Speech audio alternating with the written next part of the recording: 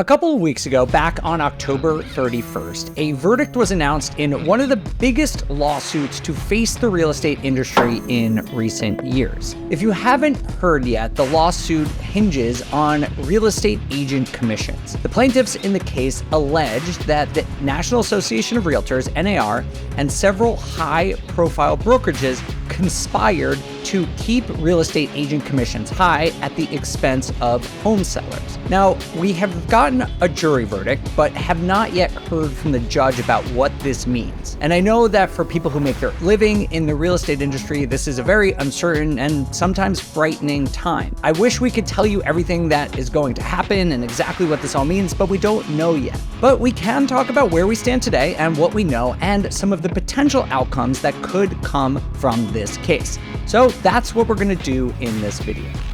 But before we get into today's video, I just want to stress that if you're an investor, it doesn't matter if you're flipping houses or you're buying rentals. Either way, you need a simple, reliable, and fast way to access financing. Now, that might seem hard, but don't worry. You don't have to ask any family members or friends for a loan. Instead, you can turn to Kiavi. With Kiavi, you have access to high leverage and flexible loan options like bridge loans, DSCR loans, and rental portfolio loans. Over 12,000 real estate investors choose Kiavi as their go-to funding partner, and maybe you should too. With Kiavi's online platform, you can get approved quickly. You can download pre-qualification letters and track your loan status 24/7. So visit Kiavi.com/BiggerPockets to see your rate today. That's Kiavi.com, Kiavi.com/BiggerPockets. Terms and conditions apply. Please see Kiavi.com for further details about potential loan options. NMLS number ID number 1125207. All right, let's talk about this lawsuit, which was originally called the Sitzer lawsuit, is now being called Burnett lawsuit. And as I said at the top of the show, the basic idea is that a bunch of plaintiffs, it was sellers for about 260 homes, mostly in Missouri, but also in Kansas and across the Midwest. All of these plaintiffs got together to file a class action lawsuit against several real estate companies. The most notable and biggest of all of them is the National Association of Realtors, which is a giant lobbying company, and they control most of the MLSs, which is basically the technology that fuels house listing platforms. That is the NAR. But it also implicated Keller Williams, RE/MAX, and a couple other large real estate brokerages. And their basic assertion is that the NAR and these other brokerages have conspired to keep real estate agent commissions high.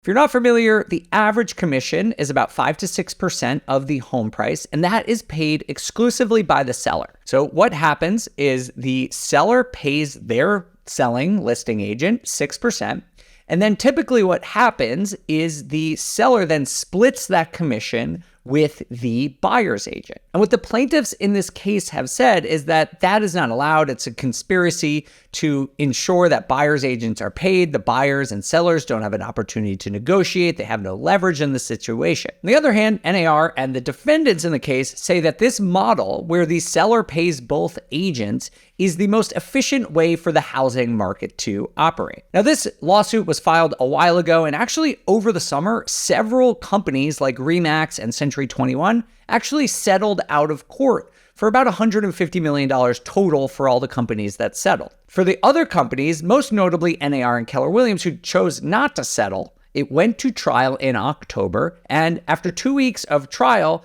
the jury sided with the plaintiffs. They agreed with the 260,000 home sellers that NAR and Keller Williams conspired to keep these commissions high. And as part of that decision, they have awarded the plaintiffs $1.8 billion in damages. And in a case like this, the judge, who we actually haven't heard from yet, could actually increase those damages to about $5.3 billion. Now, the NAR has already said that they're going to appeal. So this is really the beginning of probably a very long legal process. That's where we are today. We know a little bit, but we don't know everything. And let's just talk about some of the big variables that could be coming down the road. The biggest thing that in this entire case is whether the judge is going to put an injunction or ban the so-called, quote unquote, cooperative compensation rule. And this is at the heart of what I was talking about before. Cooperative compensation rule is basically an NAR policy that dictates that sellers split their commissions with buyer's agents. That's basically how it works. So the question becomes, will the judge completely ban the cooperative compensation agreement? Will there be an injunction? Will they put a stay on it? We just don't know. And according to people who follow this case closely, we might not hear from the judge for a couple more weeks. Now, despite not knowing what will happen for sure, there is a lot of speculation out there about what's going to happen. And for people who work in the real estate industry, whether you're an agent and make your living off these commissions, or you're a home seller, a home buyer, all of these people are curious about what's going to happen in the industry. And again, we don't know, but I'll just share with you a couple of ideas I've read about and heard. And they sort of span the spectrum of minor changes to the system all the way up to a complete rethinking of the way homes are bought and sold in the United States. On the less change side of the spectrum is more about disclosures, right? So a lot of what the case hinged upon is that there wasn't enough information for home sellers to make a decision about whether they wanted to use this cooperative compensation structure. One option, and some people believe this is what's going to happen, the judge might say, okay, you could still have cooperative compensation, but you need to be more forthcoming about the rules and what options home sellers had. So that could be one of the options. The other thing that could happen that I think would really sort of change the way home selling and buying works in a way we don't really understand is that home buyers may have to start paying for their own agents. Now, that has never happened, at least as long as I've been buying and selling real estate, and I don't really know of a time in the United States where that has happened. And there are huge questions about this. Like, is it still going to be commission-based? Because there are so many real estate agents, are home buyers going to be able to negotiate down the commission for a buyer? And that could reduce total commissions. Or some people have even suggested that home buyers will start to pay agents hourly. And when you look at the possibility of the judge filing an injunction and really saying cooperative compensation is not allowed, some of these things could come true, at least in my eyes. I really don't know, but I think these are reasonable estimates as to what would happen. And this would be a huge shift for the industry. I've seen estimates that if cooperative compensation goes away, annual compensations for real estate agents as a whole could drop by about 30%. That would take the total commission pool from what it is now, which is about $60 billion, down to about $42 billion.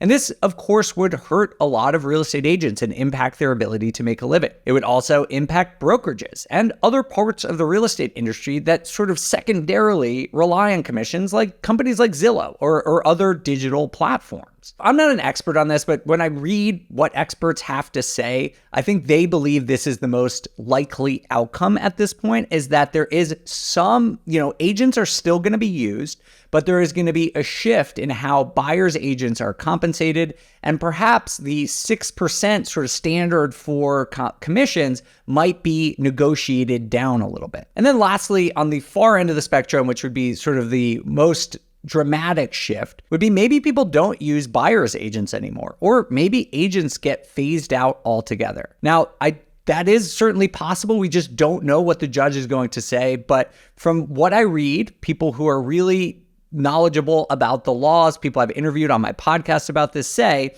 is that outcome is not the most likely, at least at this time. So those are just a couple of the things that can happen. And first, of course, we have to wait for the judge to rule. And then it's really going to sort of be up to NAR, the National Association of Realtors, to make the first move. Now, I'm sure if you're a real estate agent or a brokerage, you sort of want to get ahead of this and start thinking about potential new business models or way to adapt.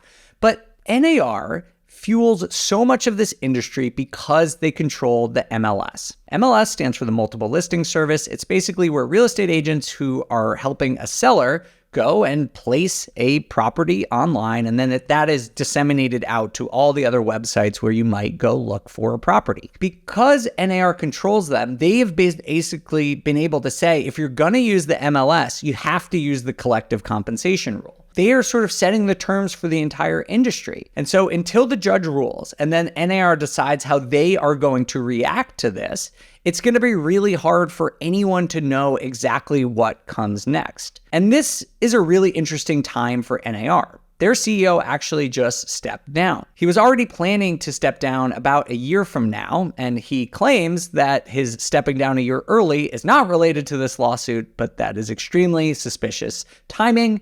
And so we are having a big change in leadership at probably the most pivotal time ever for NAR. We're also starting to see a whole slew of copycat lawsuits also come up. In fact, just the day that this announcement came out, this decision was reached, the attorney for the plaintiffs in the case followed a new lawsuit against several other brokerages that weren't named in the original lawsuit. So we are just at the beginning of this. As I've said, we know that the jury has ruled in favor of the plaintiffs, but in order to think through what happens next, we first need to hear what the judge has to say and then what NAR does in reaction to the judge's decision. I hope this information has been helpful to you. I know it's frustrating that we don't know everything that's going to happen right now, but I wanted to give you at least the facts as they stand today because this is a really important story for anyone in real estate. As more facts and more information unfold, we'll absolutely keep you posted here on this YouTube channel and on my podcast, On the Market. That podcast also has its own YouTube channel where we cover current events, data, news about the real estate industry.